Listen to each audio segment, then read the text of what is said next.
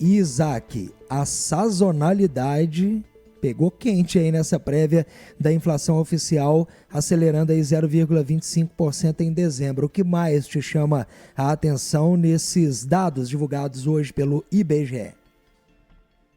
Bom, nós temos aqui o copo meio cheio e o copo meio vazio, né, Júlio? Eu acho que quando a gente olha para o copo meio cheio, nós temos a boa notícia de que finalmente, depois de 3 anos longe do intervalo de confiança da meta de inflação, pelo menos a prévia da inflação, o IPCA 15, está entregando aqui um resultado dentro do intervalo de tolerância ali para a inflação acumulada no ano. O que significa que nós estamos ali, à medida do possível, convergindo para o centro da meta e que significa, na prática, uma inflação menor no bolso do consumidor. Então, nós temos aqui desse lado o copo meio cheio. Nós temos o copo meio vazio, que, embora estejamos dentro do intervalo de tolerância, nós estamos longe do centro da meta, que é uma meta de 3. Nós estamos entregando quase 4,40 para a gente fazer aqui um arredondamento. Então, nesse copo meio vazio, ainda tem o fato de que nós estamos um pouco longe. Quando a gente vai olhar para a composição, e aí seja ela por produtos ou seja ela uma composição regional, nós temos dois aspectos que são bastante relevantes aqui também. Primeiro, na composição regional. Pela primeira vez desde a recuperação da pandemia, a região metropolitana de Belo Horizonte tem um IPCA 15 que é menor do que o IPCA 15 do Brasil. Nós estamos com 3,98, se não me trai a minha memória aqui, um dado acumulado em 12 meses aqui inferior ao do Brasil, o que significa que nós estamos aqui, passamos um longo período de tempo na região metropolitana de Belo Horizonte com uma inflação que era maior do que a inflação do Brasil, e agora nós estamos aqui revertendo essa lógica, o que significa um poder de compra, de consumo maior para as famílias da região metropolitana de Belo Horizonte. E, claro, esse dado aqui é uma proxy da inflação também no estado de Minas Gerais. Esse é um ponto relevante. Um outro ponto que é bastante importante, quando a gente vai olhar para a composição, nós estamos observando aqui uma dualidade. Isso me chama bastante atenção também. Eu reparei na matéria aqui do Rafael Mendonça e nos dados aqui que nós temos produtos acabados, produtos industriais de uma forma geral, com redução no volume de preços e preços elevados em serviços, principalmente aqueles serviços de turismo, de transporte, de lazer e de serviços prestados às famílias, o que dá uma dualidade aqui, que significa que nós estamos com preços elevados, muito puxado por conta do aumento do consumo. Então, esse também é um indicador importante para que a gente fique atento e entenda que grande parte dessa inflação também está associada ao ciclo de crescimento da atividade econômica. Isaac, você até citou, né? A gente está com essa inflação dentro da meta, mas assim, dentro bem mais para cima, né? O comportamento dos serviços em geral acaba preocupando também o Banco Central em relação à trajetória de juros, quando a gente fala, inclusive, de projeções para o futuro? Na verdade, esse é o grande problema da inflação do Brasil nos últimos anos e especialmente no ano de 2025. A gente acaba observando e a gente percebe isso no dia a dia. A gente acaba observando que preço de alimentos às vezes param de subir em algum determinado momento do tempo, do horizonte temporal. Nós até enxergamos uma deflação, uma redução de preço de alimentos. A mesma coisa vale para quando a gente está falando de uma inflação de bens industriais, que significa que você observa que computadores, eletrônicos, domésticos, itens de linha branca, tem redução de preço, veículos às vezes tem até redução de preço marginal, ou cresce menos do que a média de preços da economia de uma forma geral, mas serviços não. Quando a gente vai olhar para cabeleireiro, para manicure, quando a gente olha para serviços prestados às famílias, serviços de turismo, de lazer, restaurante, alimentação fora do domicílio, esses indicadores que estão mais associados ao crescimento da renda e à dinâmica da atividade econômica de uma forma geral, continuam crescendo a uma velocidade maior do que deveria ser e continuam puxando, pressionando a inflação para cima. E é por este motivo que nós temos um juros tão elevado como nós temos nesse momento, uma Selic de 15%. É isso que preocupa o Banco Central, essa dualidade no comportamento da inflação.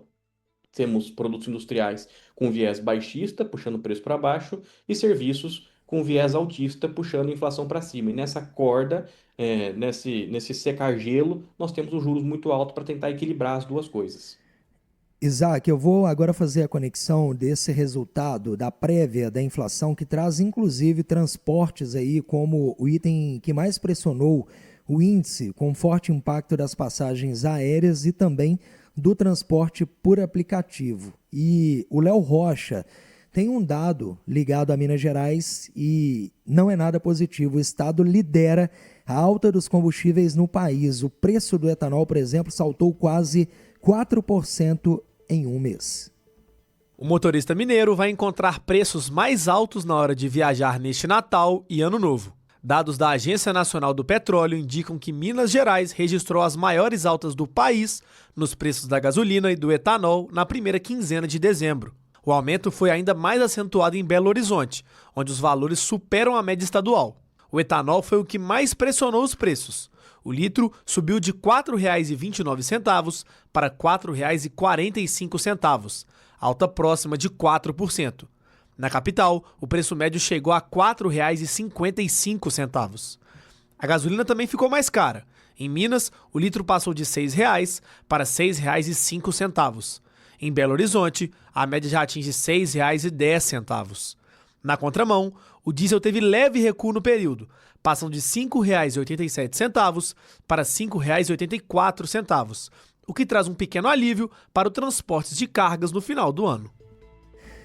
Valeu, Léo Rocha, trouxe essa informação. O preço dos combustíveis subindo, Isaac, em uma época do ano em que a turma usa e muito esses combustíveis para as viagens de fim de ano, férias de janeiro também, e é aquele tipo de coisa.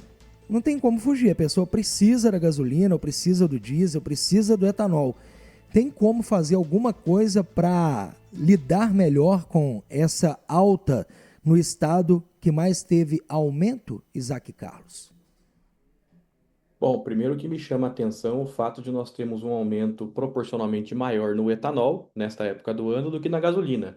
Nós estamos aqui recém-saídos do período de safra da cana-de-açúcar e, portanto, o estoque de etanol deveria estar nas máximas ou muito próximo das máximas, o que significa que, com maior estoque, nós deveríamos observar uma redução do preço, ou no mínimo a manutenção do nível de preços, e não elevação do preço de etanol.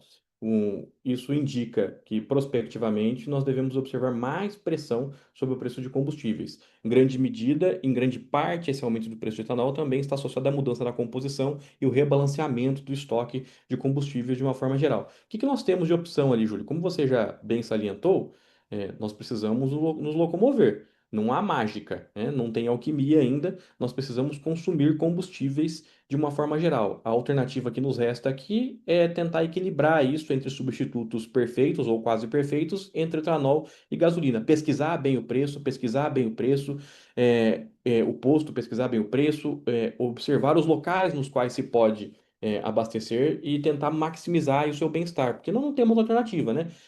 A alternativa talvez seria fazer deslocamentos de viagens mais longas nesse período de férias de avião, mas também nós acabamos de observar na matéria sobre inflação, que passagens aéreas puxaram os preços para cima muito por conta da sazonalidade. Então, significa que nós não temos muita alternativa nesse caso, aprender a acomodar esse efeito de maior nível de preços em combustíveis no orçamento das famílias. E para muita gente que viaja em janeiro, Isaac, você até nessa primeira resposta trouxe um pouco dessa tônica, mas o que prevê quando se fala nesses preços dos combustíveis? Pressão ainda?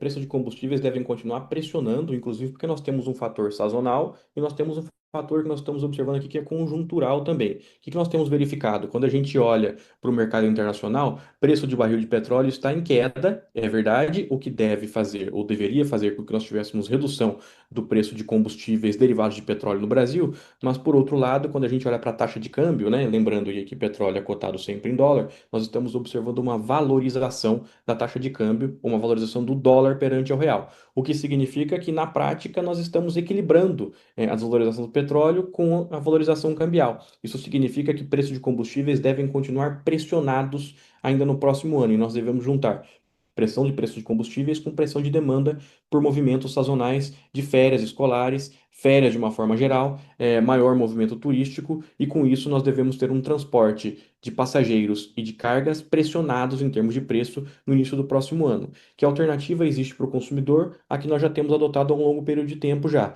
Nós temos observado por esse motivo, pelo encarecimento do custo de transporte, principalmente de passageiros, a substituição da modalidade aérea pela modalidade rodoviária, e aí a modalidade rodoviária pode ser com carro particular ou pode ser também com ônibus linhas comerciais. comerciais de uma forma geral. Mas essa é a alternativa que resta ao consumidor para poder lidar com esse nível de preços que não deve ceder em combustíveis nos próximos meses. Ao contrário, nós temos uma expectativa de que essa pressão aumente nos próximos meses por conta da sazonalidade e do nível de oferta. Ai, ai, ai, ai, ai. Valeu, Isaac Carlos, sempre no Start 98 News, e hoje a gente pegou o Isaac emprestado, trouxe aqui para o Meio-Dia em Pauta também, para trazer essas análises para você, importantíssimas, inclusive para quem vai viajar e para quem não vai também, porque a dependência do veículo cada vez maior no mundo moderno. Valeu, Isaac, tá liberado para almoço, viu? Abraço para você. Obrigado, Júlio. Obrigado, ouvintes.